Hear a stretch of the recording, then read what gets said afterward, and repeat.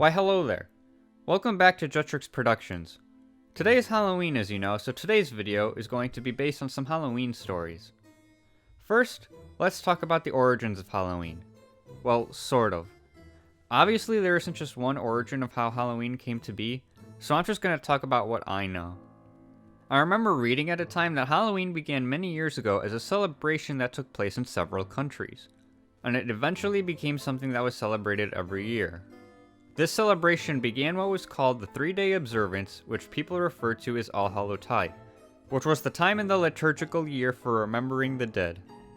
The liturgical year is also known as the church year and or Christian year, so I assume that All Hallowtide most likely originated from Christian religion.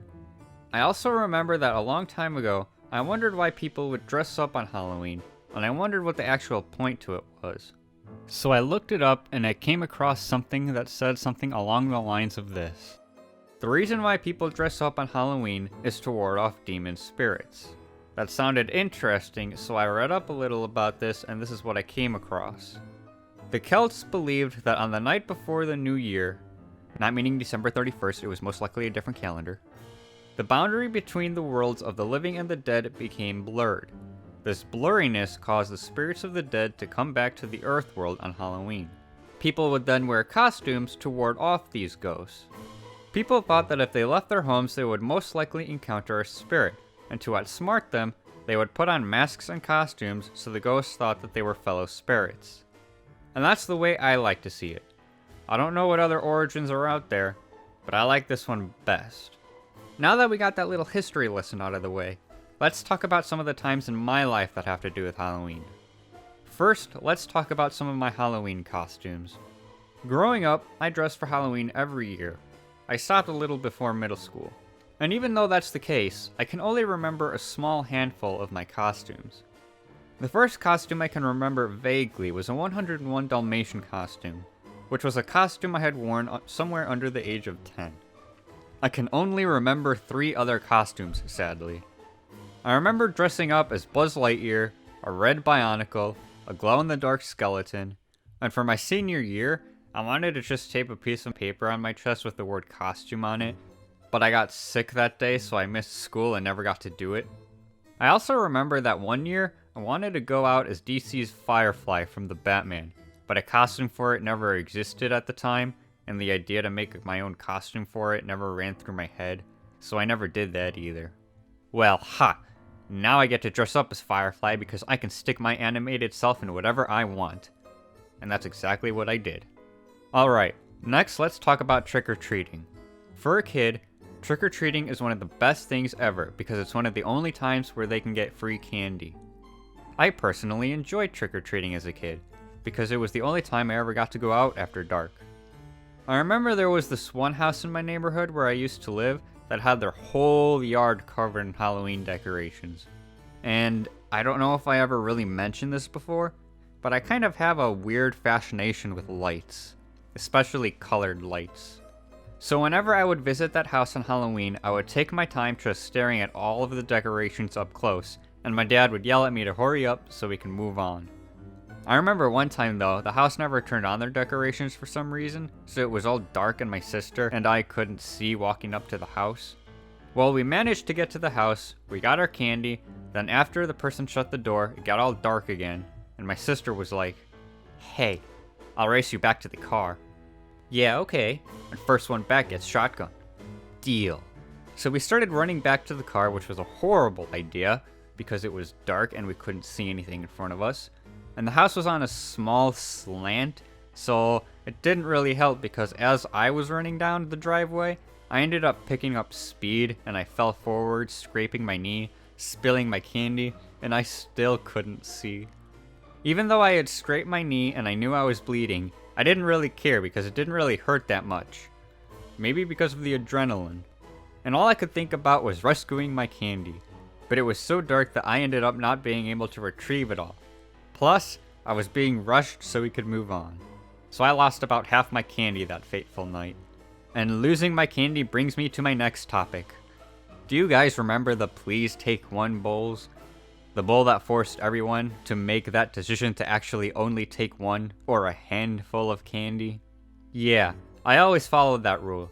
However, the next Halloween year, after I had lost some of my candy, at that very house, they ended up having a please take one bowl.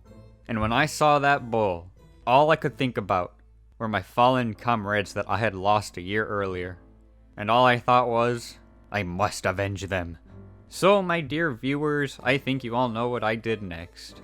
I'll let you guess what I did here. Did I A, follow the please take one rule and only take one piece of candy? Or B, disobey the please take one rule and take a whole handful of candy? I'll give you 10 seconds to choose, starting now.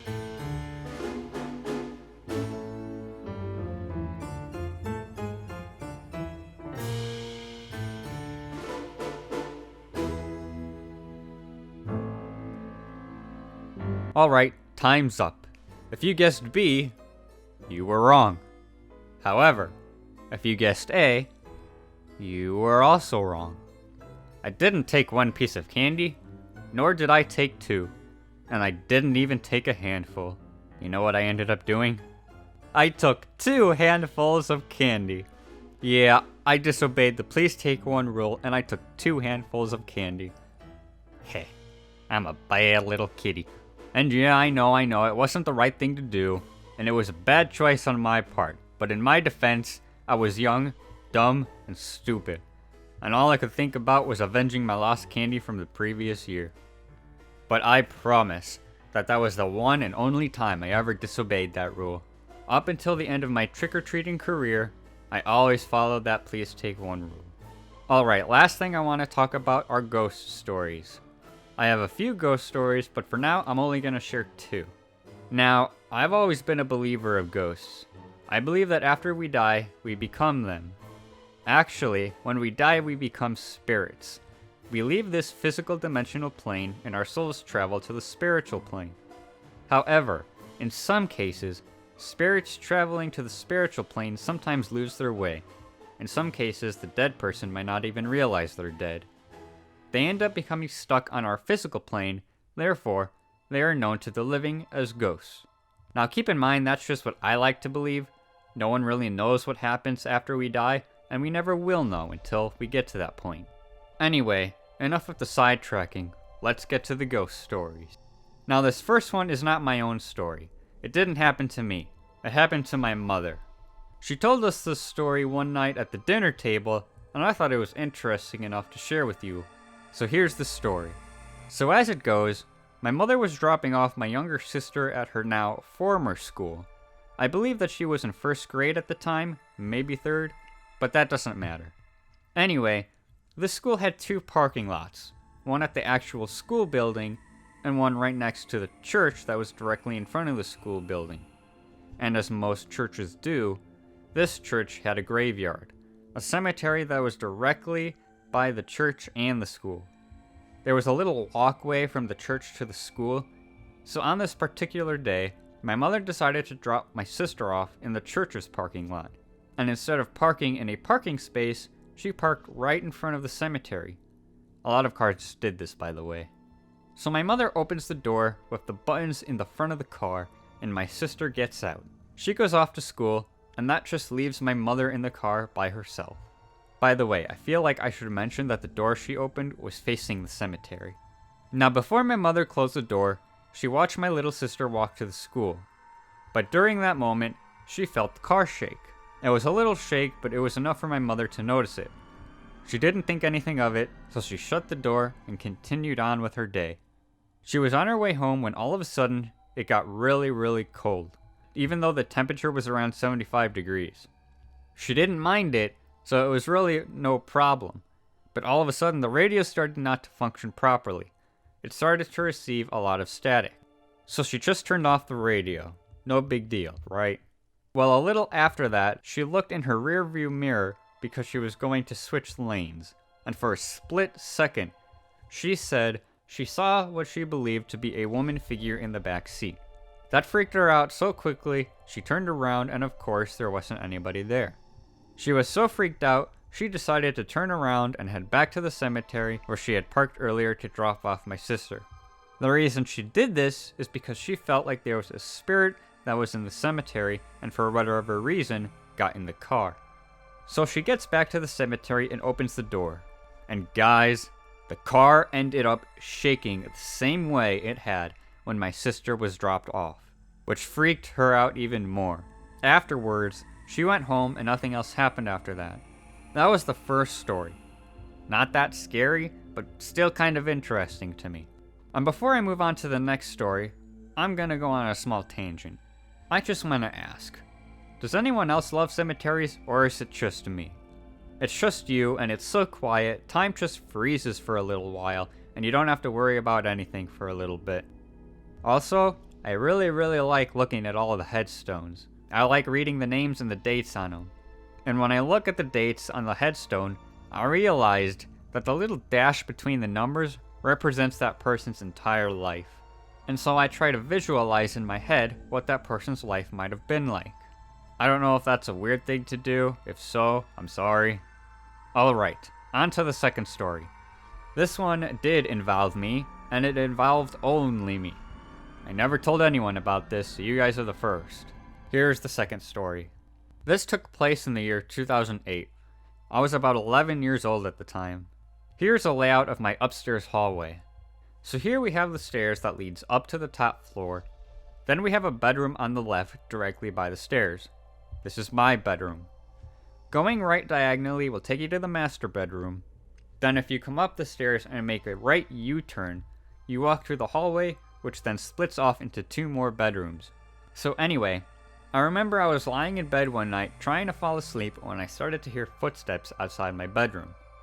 Now, I don't know if it's my hearing or imagination that's so good, but I normally heard these footsteps all the time, almost every night. So it didn't really bother me, and I never really paid any attention to it. So because I normally heard these footsteps, I ignored them and didn't think anything of it. I'm laying in my bed with my eyes open because I couldn't fall asleep, and my bedroom light turns on. I have a ceiling fan that has a big light, and the light switches are on a wall facing my bedroom door. So the fan light turns on, and that creeped me out. But then I heard someone run away laughing, and I heard it so clearly, it sounded like a little girl. And the fact that whoever it was ran directly towards my little sister's bedroom led me to believe that it was my little sister. But the more I thought about it, the more I realized. 1, my sister is scared of the dark, so she wouldn't have gotten up in the middle of the night just to turn on my bedroom light. She'd have to walk through the dark hallway, which she never likes to do alone. And 2, even if my sister wasn't afraid of the dark, the laugh I heard doesn't even come close to matching the laugh of my sister. But the fact that it was a little girl's laugh, it could have only been my little sister. But I know for a fact it wasn't. So I'm convinced that it was a ghost. There are a lot of weird things that happen in my house from time to time, and this is by far the weirdest. So there are some of my Halloween stories. Have any ghost stories of your own? Let me know in the comments below. If you like this video, make sure to give it a like, and don't forget to subscribe for more videos. Also, make sure to stay safe tonight during trick-or-treating, and remember to follow the please take one rule. So that's all for this video. Until next time, Jetrix signing off.